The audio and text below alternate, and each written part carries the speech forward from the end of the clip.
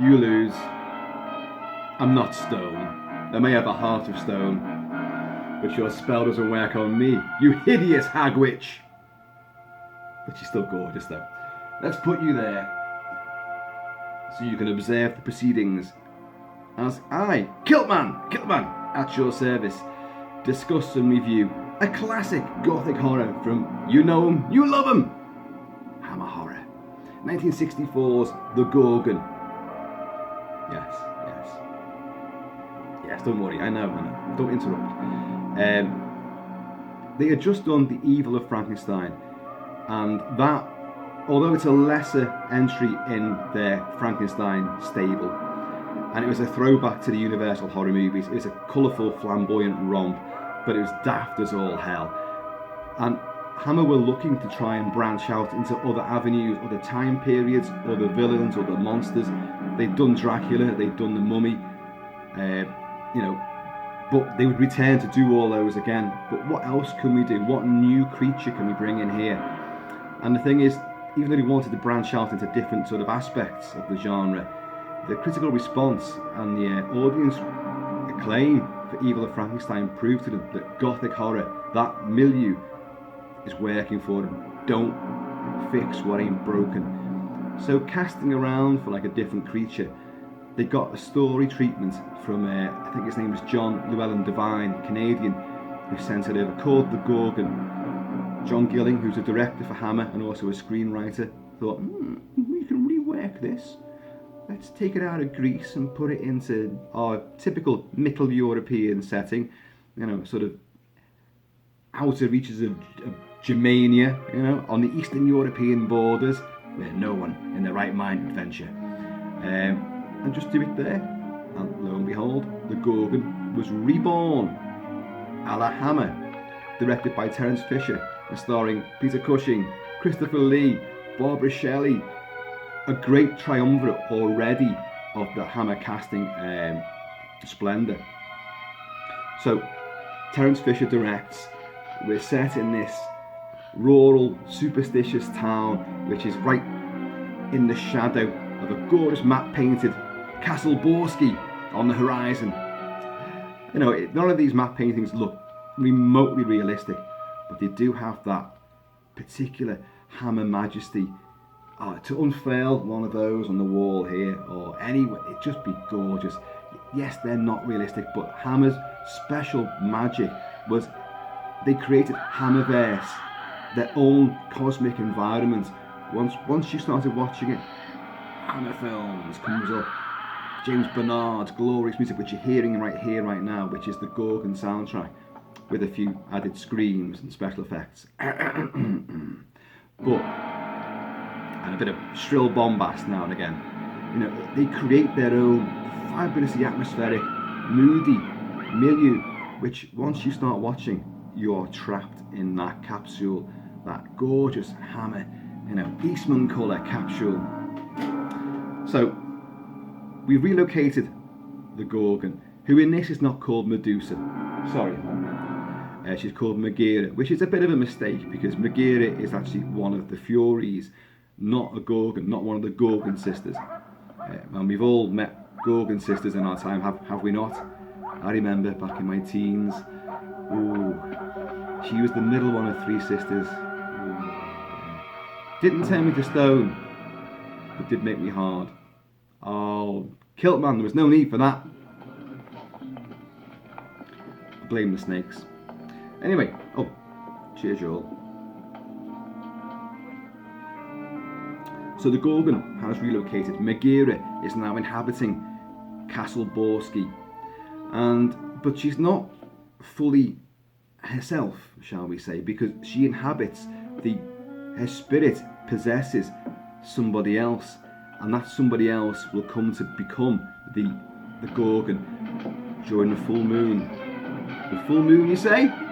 Yes, because this is a kind of tweaking the werewolf legend as well, whereas the monster itself is as much a victim as it is, a villain.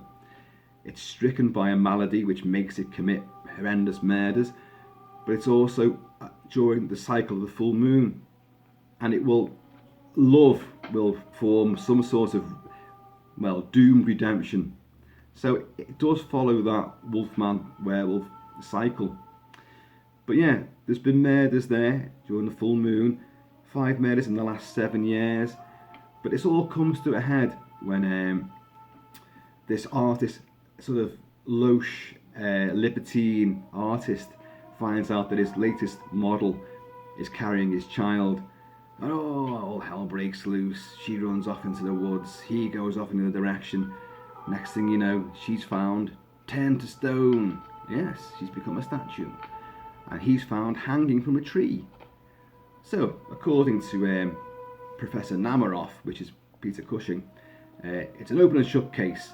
Patrick Troughton, the great Patrick Troughton, as the chief of police, they have a sort of kangaroo court, and it's all explained away. Yes, he killed, and then in a fit of remorse, he hanged himself. So open and shut case. But his dad, this artist's dad, who's another professor, they're always learned people, aren't they? But don't trust them. They're all corrupt as well.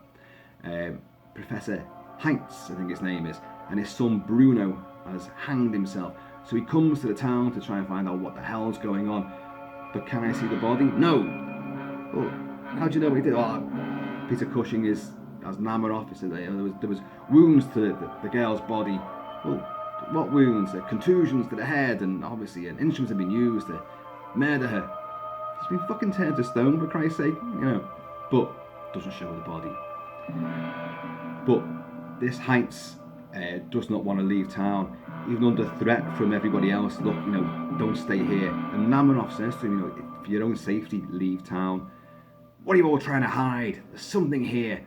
So he goes and stays in what was his son's apartments just outside the town. He gets threatened by the townsfolk, and then he hears this strange sort of siren call out in the woods. So he finds himself drifting off up to the gorgeously elaborate Castle Borsky set, which is tremendous. I just trying James Robertson. Is it James Robertson? Bernard Robinson. Bernard Robinson does the art design. And the thing about Hammer always redressed their sets. This was the time of Bray Studios. Castle Dracula was just the same main hall from Bray Studios. Just put a doorway over here, move that staircase over there, put some new drapes on that side, and it would become something else. But this is more elaborate again. This has little passageways and staircases and all sorts that come with fabulous camera work by Michael Reed, floating camera work following people around. John Carpenter, the great John Carpenter, was very impressed with this film in particular for the camera work that was used. And of course, he and Dean Cundy would perfect, the Panaglide, taking you alongside, characters in the film and putting you in the movie, floating camera work. Well, you see some of that here. Michael Reed was extraordinarily gifted at this. And so he goes up there, and of course he's going to encounter the Gorgon. But he only gets the merest of glimpses, manages to make it back through the woods, make it back to the apartment, and write down what's happened to him. That's pretty much. He's just seen the Gorgon there, and write down what's happened to him as he's gradually stiffening and turning into stone. And then, of course, he will die. But he writes to his other son. He's lost one son. He writes to his other one, Paul, played by Richard Pascoe, is it? Richard Pascoe, and who didn't do a great deal for Hammer, I don't think, beyond this.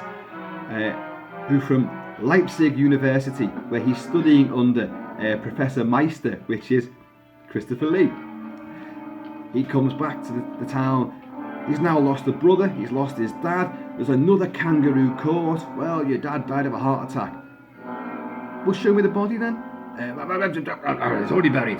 What? Show me the... No, there's no need to. Died of a heart attack. Well, explain this letter to me. I've seen the Gorgon Megara. She has turned me to stone. Save yourself. What? What about this then? Anyway. He meets and falls in love with Barbara Shelley, who plays Carla Hoffman, who is the beautiful assistant to Professor Namaroff. You're getting all these names, which is Peter Cushing. And Peter Cushing has kind of got, a fascination with her, shall we say. And has he got the hots? Yes, of course he has. But is there some ulterior motive as well as to why he's so protective of her? Is there something else going on there? Don't tip them off. Warned you about that. So I just spied that sitting all alone over there. Now, of course, Paul will also hear, even though he's been threatened to leave town, he stays too. He hears this strange siren call. And isn't that weird? Because they're bringing in, with this sort of lilting, melancholic, entrancing, singing voice. That's the sirens from, Greek mythology as well. So they blended that quite skillfully, I think. He goes out there, but he will see only a reflection in the water of a pool. He will see a reflection. So his affliction will not be enough to turn to stone, but it'll knock him out for 5 days. And he wakes up after the last vision he had was this shimmering, water-reflected Gorgon head. He then wakes up in the hospital, Professor Namarov's hospital. Wouldn't be staying there if I were you. And he sees straight away the shimmering image as his vision returns of Barbara Shelley as Carla Hoffman. And the two of them will fall in love. Professor Namarov will not like this. Paul Heinz will then request that Professor Meinster, he allays his fears, and then Christopher Lee enters the field. And Christopher Lee is wearing some of the worst makeup ever. They have aged him because he's this learned, scholarly professor, and they've given him big moustache and sideburns and big grey wig, bushy eyebrows, and the idea was make him Einstein. That's what the point was, but it doesn't look good. On the other hand, Peter Cushing, in a kind of role reversal, they say this, that Christopher Lee is playing the good guy, where Peter Cushing is playing the bad guy as Namarov. And Namarov is a bad guy to a degree, but there's reasons why he's doing it. He's not an out-and-out evil man. He's not at all.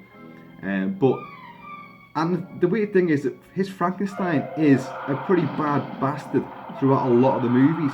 So it's not like this was really going against type, for Frankenstein, for Peter Cushing. But Cushing has got these sideburns and a little bit of a beard going on, and he looks amazing. He looks, for such a gaunt man, there's a stern authority to him, and there's a power and conviction to him. He looks like he can handle himself, which he will get to do as well. Not in a rude sense, of course, but in a climactic duel. But these two will be at loggerheads now. Both learned men, both kind of... Meister realises, look, the Gorgon is here. You're protecting it. You know who it is. You know what's going on here. But of course, the township has the chief of police, the great Patrick Troughton again, with a pickelhaube helmet, and they have Alsatian German Shepherd dogs when they're searching the woods, and great uniforms. Troughton did only a handful for Hammer: Scars of Dracula, The Viking Queen, Phantom of the Opera, and this. But of course, he was in Jason and the Argonauts, which did feature you again. Now, hang on a minute, you weren't in that. You were in Clash of the Titans, weren't you? So many movies, so many monsters. But Troughton is magnificent, and I wish they used him more. Anyway, people are going to go under arrest, people escape. You've got an attempt on Paul Heinz's life by the awesome Sergeant Major from the Wild Geese, whose name I have now forgotten. Jack Thompson, is it? Jack Watkins, who is brilliant as Ratoff, which is Peter Cushing's, Namarov's assistant, henchman. And they've got the only other suspect you've got in this, because obviously it's female, this creature. You've got this lunatic, because Namarov's medical institute, is also a fucking asylum, aren't they always? And there's this woman, this inmate, keeps escaping, keeps scratching, the face of, the assistants, the staff. But she's found dead on time, and who's killed her? Well, Ratoff has got no love for her at all. Ratoff is the thuggy type, and the henchman. So accusations are thrown around. Stay away from, Carla. I need to protect her. Why? And all this sort of stuff. It all comes to a head. They're all going to end up back at Castle Borsky. And he's lost his brother, he's lost his father, and sadly, Paul is going to lock eyes with his love, who actually is the Gorgon. You know, you didn't exactly think, you know, oh, maybe there was a chance she's not, she's just normal. No. And Hammer's movie is not trying to tell you who done it. It's not really a mystery. It's kind of obvious. It's foreshadowed so much. There's loads of conversations revolving around it. They will find photographs of all the women who've arrived in town over the last 7 years since the murders began. And bingo, she's there. You know, why did she come here? Why is she suffer from amnesia during the full moon? And that's when people die. You know, yes, she is the Gorgon. But what a complaint level that this film seems to get wrong, in my opinion, is that when we see her as the Gorgon, it's quite clearly not Barbara Shelley. Barbara Shelley's a gorgeous redhead. She is truly amazing. She's fabulous in Quatermass in the Pit as well. She's a great scream queen and an eternal beauty. And a damn good actress too. See, I put that in the wrong order. But when we see her, the original idea was that she would play the Gorgon as well, with a headdress of live snakes. That's how it was going to be.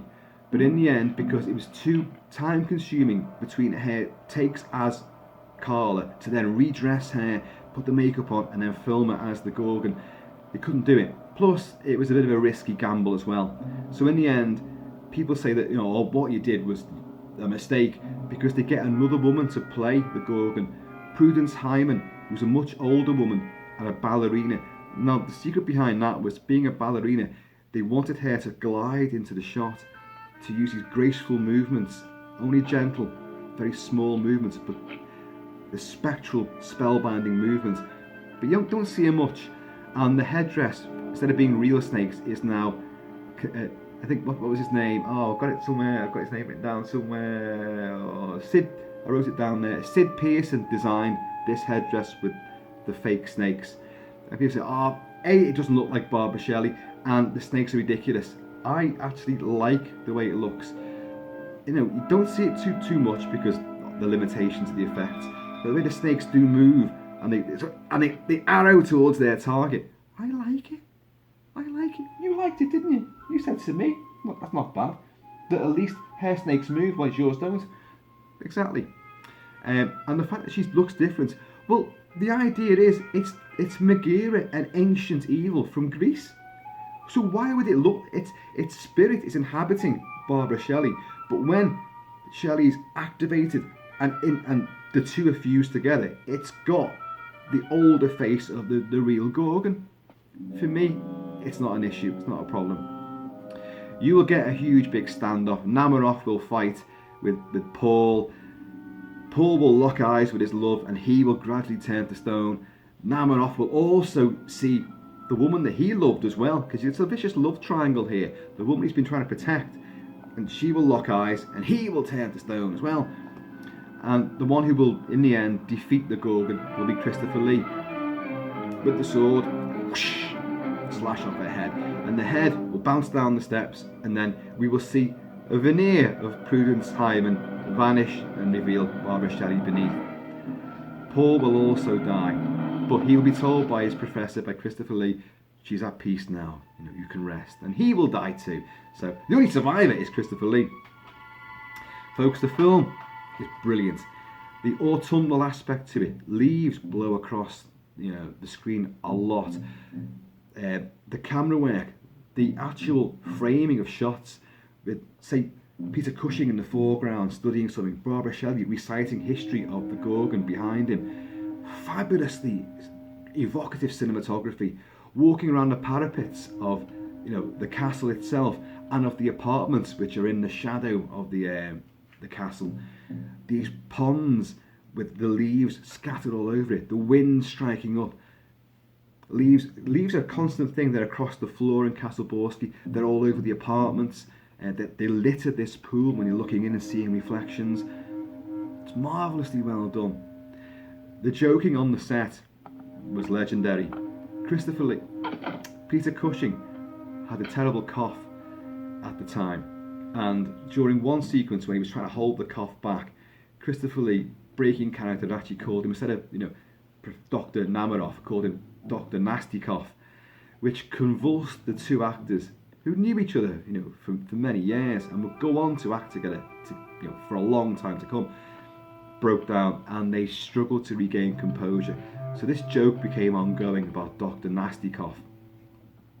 And in one of these kangaroo courtroom sequences earlier on, you will see Peter Cushing holding back the cough. But if you look in his eyes, he knows there's a huge gag around this cough. Although he's repressing it a hell of a lot, but occasionally he can't, and it fits the character as well. As I say, the production design is amazing. The matte paintings look phenomenal, even though they're quite clearly matte paintings. They are what they are, but they're part, as I said before, of this mystique that Hammer so beautifully captured every time they did one of their gothic extravaganzas. And it just adds to that weird sort of magical splendor, this half Twilight world of Hammer's creation. Barbara Shelley is awesome. Patrick Troughton I wish was in it a bit more. The effects are good. The initial statue of the model girl that the artist is painting, you think, well, that's just a statue, an alabaster statue, looks nothing like her. But then you see the statue of Professor Heinz, who's the father of the artist, the father of Paul, and who plays him? I've got this written down too. Michael Goodliff plays Professor Heinz, and he is astonishing. He has this thatch of electrified grey hair, only short though, and this sort of diabolical Mephistophelian, this sort of goatee beard like the devil. And he looks great. He gets a horrible backhand by the townsfolk at one stage when they raid the apartments wanting him out, but he stands his ground. Well, when he turns to stone, that statue, which his son Paul will uncover from the ground to prove what's been going on, prove the letter that what his father had written about this last moment had been turned to stone by a Gorgon, breaks open the casket, and there is his father under this shroud. And that's a brilliant reconstruction in obviously alabaster, but it looks like a proper stone statue of the actor. It looks amazing. As I say, I like the Gorgon aspect. I like the fact that it's an older woman, that it doesn't look like Barbara Shelley. I know every other critic just piles scorn on that. It's the big undoing of the movie. To me, it's not. It actually works. It sells the story. It's an older demon that when it uses the gusto and physical form of this younger girl, but her demonic face will take over, but use the body. I think it works. James Bernard's score, fabulous stuff. Listen to it now. Woodwinds, bassoons and oboes. Clarinets adding this little tricksiness. By the way, I recommend this. Powerhouse Indicator's done a fabulous job of restoring the movie. It looks amazing. Their roster of extras it's okay. There's a good making of there, and there's a commentary track by two very literate and totally feminist-driven critics who are part. I think they write for Diabolique magazine, and they are tremendous at what they do. But their commentary is profoundly academic, and it's all stems from monstrous femininity and the whole thing about females in Hammer and the Gorgon aspect, the werewolf aspect, and they talk less about the film itself than they do about their thesis and theories around this huge topic, and it's great to hear. I do admire it, and I listen to the whole thing, and I think they're great. But I would have loved even more another commentary which is directed at the movie itself and talks about what we're seeing and the actors themselves, and these two only really stumble upon that kind of thing by happenstance.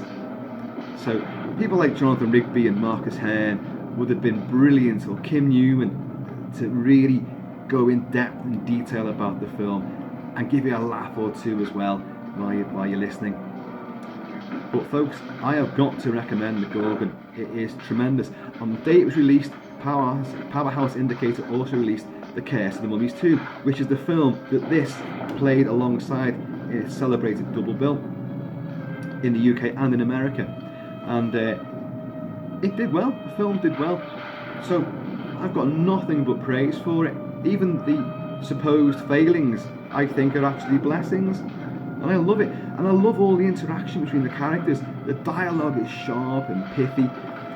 Christopher Lee and Peter Cushing squaring off against one another, opposed this time. The police coming in, the police being a complete shambles and being ordered around by just lackeys, basically. The townsfolk, a doctor and a professor from out of town, and ordering them what to do, and belittling them. And I love that aspect too. You can just see Patrick Troughton's kind of like bristling, like, shit, I'm in charge here, but I'm fucking useless. Looks great in that pickle helmet though. A pickle helmet, folks, is a little Germanic helmet with a spike on the top. Looks awesome. You can hear this is the final fight where a candelabra is used to batter Paul and Peter Cushing. Peter Cushing, who actually, like Christopher Lee, did engage in fisticuffs and swordplay in a lot of Alien movies. He was a dynamic actor as well. Don't fall for that gaunt skeletal frame. Oh, he could pack a punch or two. Good old Peter Cushing. Peter Cushing, Christopher Lee. Like forever enamoured with your work. So yeah, gotta say, vastly impressed with the Gorgon, and I do recommend it beyond any shadow of a doubt. I will go on to cover its sister piece, Curse of the Mummy's Tomb, which is fun. Not great, but it is great fun. And that's the thing, Hammer could do these learned, critically appraised by generation after generation of explosive, innovative, genre and taboo breaking movies. Really break boundaries, break new ground. But they could also do these lesser ones. They do the fun ones, like a couple of the Pirates movies, like The Evil of Frankenstein, I suppose, which is likeable, but it's still a disaster as far as I'm concerned. Curse of the Mummy's Tomb, which is not liked by many, and yet I do have a tremendous soft spot for it. God, what's in this stuff? If you've been putting that Rehypnol drug in there again, listen to the organ there. This is the dissolution of the Gorgon, where the face of Prudence Hyman comes back and reveals it was Barbara Shelley all along. Well, tell us something we never guessed already. But as a film that explores new themes, relocates a mythological creature and makes it believable as well, and then brings in the whole werewolf transformation aspect, it's clever. That's innovative. And these two girls on their commentary track using the whole monstrous femininity angle, that's all there without a doubt. Hammer would explore it again on another absolute classic, The Reptile with Jacqueline Pearce. I adore Jacqueline Pearce, by the way, folks, and she appeared in the two back-to-back movies, The Reptile and The Plague of the Zombies. Plague of the Zombies, one of Hammer's greatest movies as far as I'm concerned. In fact, in the coming days, I'll be reviewing both of those as well, because I'm just on a Hots for Hammer sort of phase. And anything to talk about Jacqueline Pearce, awesome. So, folks, that was the Gorgon and Kilt-Man's whistle-stop tour of it. So, in the meantime, and indeed the in-between time, you guys, keep it kilted, keep it Celtic, be happy, be safe. And if some girl comes up to you and you hear like a hissing going on there, put your sunglasses on, at the very least, because she could be turning you to stone. Folks, be happy, and I'm going to see you all very soon, in fact. Later!